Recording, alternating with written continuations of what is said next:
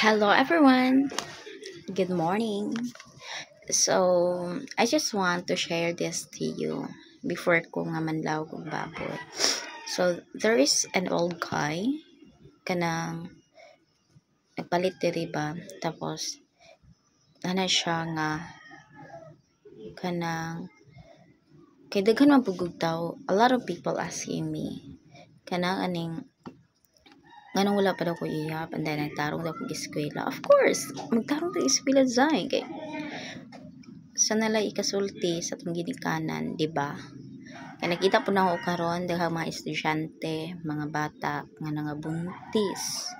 And then nagdanguingoy ra gani sa inahan like my sister. Sayo pa gid jud na buntis akong ate. And then may gani ato that time di jud na ako tanggap na si Rona, di jud na ako kuan kay di ko gusto nga kana ganing mabuntis jud si ate kay bata pigid kaayo. Tapos kato nga time is kanang wala pa mitarong nga kuan ba na ganing kuan na under construction pa mo ang big boat ato atong isa na mga big boat.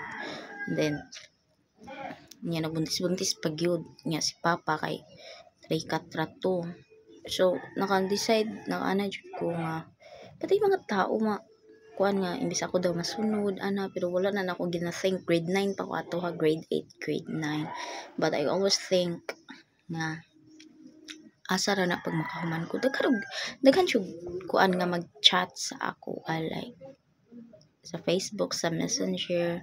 And then wala pa gid ako sila kanang mag-seen lang ko sa ila pero dili sa jud kay watay ikabuhi tapos magdangoy-ngoy ra sa inahan ana tapos pagkahuman kay kuan gani kanang basta uy lain jud kayo nga mag kuan ta sa tong ginikanan nga kuan lang, di ba?